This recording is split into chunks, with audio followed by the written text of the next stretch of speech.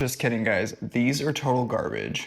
Hey y'all, I've been using these extremely convincing looking AirPods Max dupes for a few days now. And we need to talk because things are not what they seem with these guys. And I'll be honest, while these might look amazing, and I got comments from people asking, wow, where can I get these? Do not spend your money on these, please. At the end of the video, I have some actual decent recommendations for good headphones, so please stay tuned for that. But please don't seek these out, you will be disappointed. Now first, I was kind of impressed with these dupes. The build quality is very solid, it's pretty much spot on to Apple's version, but the moment I started using them for more than a few minutes, that's when the problems really started to form. So let's do a full review of these AirPods Max Super Dupes and see why I don't like them. All right, so credit where credit is due. These look and feel like the real thing. There's no debating it.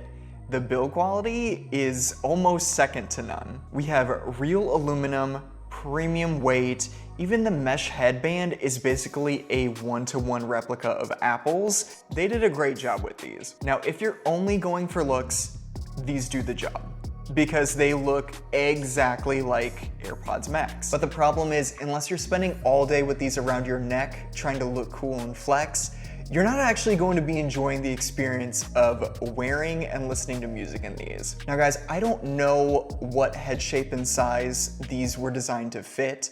I don't have an extremely large head, but apparently my head is too large for these because when I put them on, the Super Dupes squeeze my brain like it owes them money. And no matter how I adjust these, they're always just too tight. And I'll be honest, I couldn't wear these headphones for more than about 30 minutes before actually starting to get a headache. Now let's talk about sound. If you love bass, these are the perfect headphones for you because that's literally all they offer.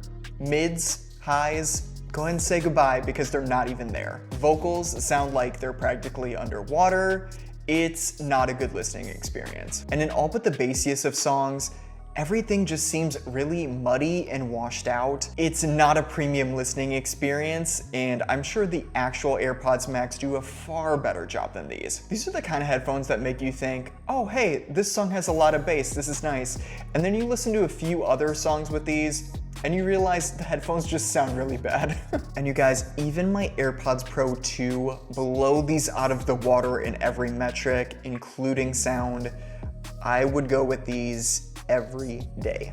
Okay, so let's talk about connecting these to my various devices, because if there's one thing I love about AirPods, it's how easy it is to connect to all the Apple devices you own. And while these headphones initially impressed me with their software quality and how they interfaced with my iPhone, I can tell you that they absolutely do not have audio handoff or any of those features that you're used to having with AirPods. In fact, it is so difficult to connect these two devices, I honestly thought they were broken. For example, if I wanted to listen to music on my iPhone and then switch over to my Pixel Fold or my Mac, I couldn't swap over even if I had it saved in my device's Bluetooth settings. I literally had to go into the device I was listening to music on, forget the connection completely, and then go to my other device and set them up like they're a new pair of headphones. I had to do this every single time, and it was so frustrating, I started just using them with my iPhone. It was such a headache trying to get them set up with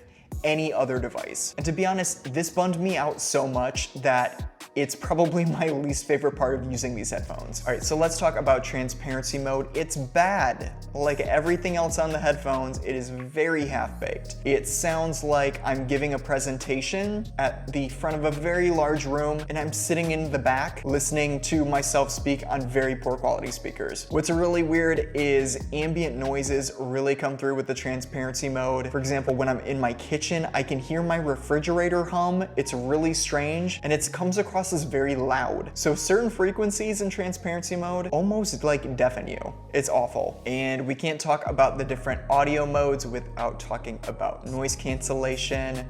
What a surprise, you guys. It's just as terrible as transparency mode was. It only blocks the smallest amount of ambient room noise. I did a test with my Sonos speakers in my living room, playing music at a decent volume and trying to see if these would completely tune it out. And spoiler alert, they did a terrible job, and it literally just sounded like I was plugging my ears.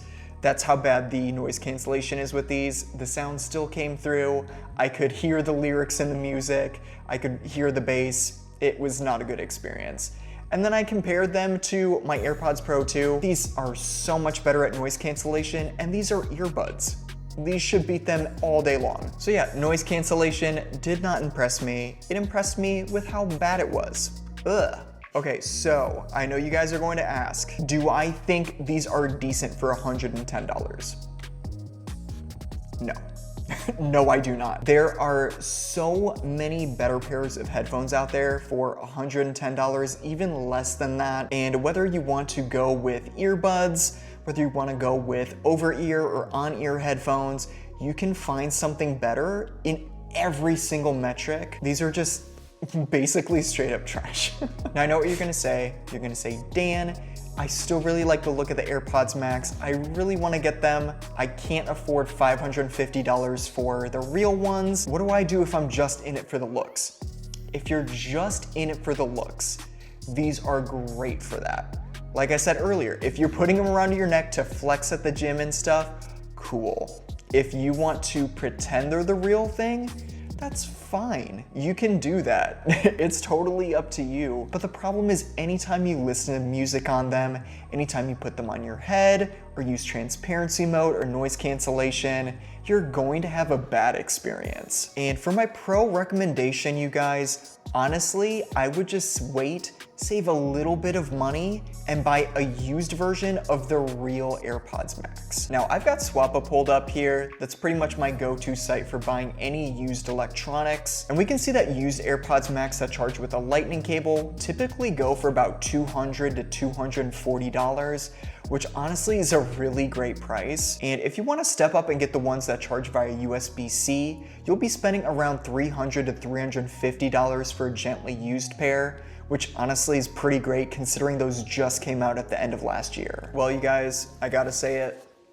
these Super Dupes are anything but super.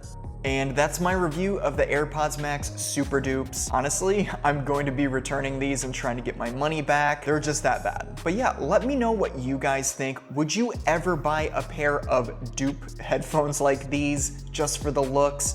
I'm really curious to find out. And if you guys enjoyed this review, please go ahead and give a thumbs up, maybe even a subscribe if you're awesome. And feel free to check out the unboxing video of the AirPods Max Super Dupes. I've got that linked in the bloopy up above.